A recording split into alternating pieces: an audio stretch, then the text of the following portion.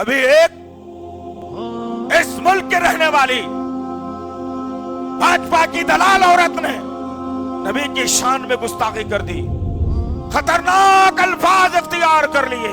سڑکوں پہ ارے چھوڑو، تمہارے اڑتے ہوئے گھوڑے اینڈ ارتھ از فلیٹ جو قرآن میں آپ کے لکھا ہے باقاعدہ، اس کا مذاق اڑانا شروع کر دوں؟ 6 سال کی بچی سے بیاہ کر کے 9 سال میں you having sex with prophet Muhammad نے بولنا شروع کر دوں میں؟ ہاں، earth is flat according to Quran 88:20۔ بکواس نہ کیجیے، اڑتے ہوئے گھوڑے پہ بیٹھ کر ہو جائیے، ڈونٹ میک اے اسٹارٹ۔ خطرناک باتوں کو اس نے نبی کے خلاف بولا۔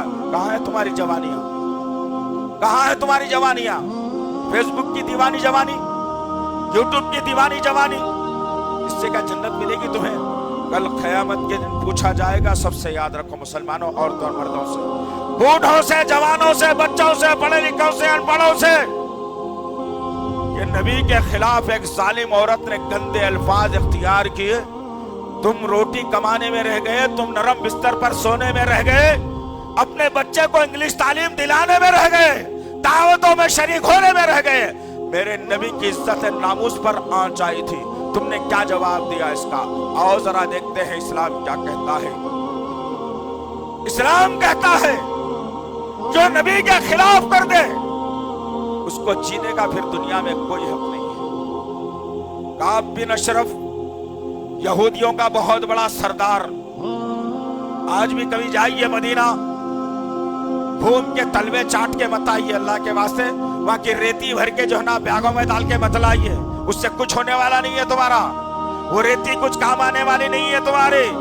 کام آئے گا تو نبی پر جو ظلم ہوا ہے وہ سرزمین کے اوپر، وہاں کے تاریخی حالات کیا ہیں اس کا جائزہ لے کر کے آئیے، ایمان بڑھے گا انشاءاللہ۔ کعب بن اشرف قلعے میں محصور، اللہ کے نبی کے خلاف پروپیگنڈے روز کرتا، اللہ کے نبی کے خلاف گندی گندی باتیں پھیلاتا، مسلمانوں میں انتشار پیدا کرنے کی کوشش کرتا، مسلمانوں کے خلاف گندے الفاظ اختیار کرتا۔ اللہ کے نبی صلی اللہ علیہ وسلم اللہ کے حکم کے منتظر تھے۔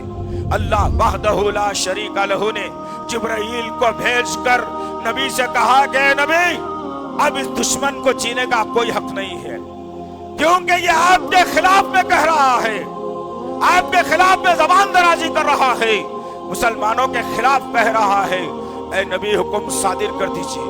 جب حکم آ گیا آسمان سے، اللہ کے نبی صلی اللہ علیہ وسلم نے صحابہ کو جمع کیا اور کہا، اے میرے ساتھیوں، کعب بن اشرف کا سر کون لائے گا؟ کون لائے گا کعب بن اشرف کا سر؟ اللہ اس سے راضی ہو جائے گا۔ صحابہ اگر ایسے ہوتے تو کہتے کہ نہیں بھائی، اب بیوی کی ڈیلیوری ہے، ذرا ہونے کے بعد جاتا ہوں، اماں کو گولیاں لانا تھا دے دے کے آتا ہوں، بچے کے اگزامات چل رہے ہیں جانا لے جانا ہے وہ کرا کے آتا ہوں، یا نہیں تو اب بھی چایا باہر سے 2 نوالے کھا لے کے آتا ہوں۔ تم تو ایسے ہی کرتے ہو نا، ایسے ہی کرتے ہو، حرام کی نہیں دعوت، حلال کی نہیں دعوت، جوڑے کی رقم لے کے، اتنی بڑی حرام کی رقم لے کے ولیمہ کر رہا، تم جا کے مرغے مسلم، دہی کی چٹنی، فلانا فلانا تم دبا کے کھا کے آ جا رہے، بس ختم۔ تم کو کیا کرنا ہے سارے چیزوں سے؟ حرام حلال کی فرق ختم تمہارے پاس۔ وہ صحابہ کرام ایک ایک لقمہ سوچ سمجھ کے اٹھاتے تھے، اس لیے اللہ نے انہیں مومنوں میں شامل کر دیا۔ وہ مومنانہ صفات رکھنے والی قوم، صحابہ کرام کی ایک جماعت اللہ کے نبی کی خدمت میں آئی اور کہا، یا رسول اللہ، کیا کہہ رہے تھے پھر بتائیے؟ کہا کہ کعب بن اشرف بہت گندگی کر رہا ہے، اب کعب بن اشرف کا سر چاہیے، اللہ کا حکم ہے، آؤ۔ صحابہ اپنے اپنے ہاتھوں کو اٹھا دیا، کھڑے ہو گئے، نیاموں میں تلواروں کو ڈال دیا، ماتھے پہ ہلکے ہلکے پسینے کے خطرات آ گئے۔ صحابہ کھڑے ہوئے اور نبی سے کہنے لگے، یا رسول اللہ، کون جانا ہے سلیکٹ کر لیجئے، اتنے لوگ تیار ہیں۔ اللہ کے نبی نے 2 لوگوں کو تیار کیا، 150 کا مجموعہ نہیں، ایک بڑے قلعے میں جانا ہے، وہ قلعے کے سردار کا سر لانا ہے، 2 لوگوں کو تیار کیا۔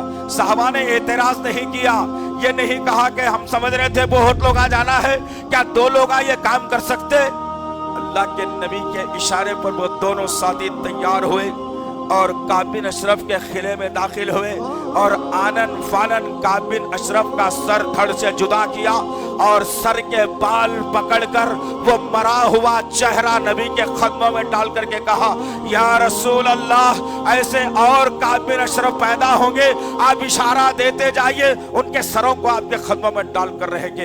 ये मोमिनाना सिफत की बात हो रही है, ये मुसलमान बेचारा क्या कर सकता है? ये मोमिनाना सिफत की बात है, ये मुसलमान बेचारा क्या कर सकता है? कुछ हो सकता है तुमसे?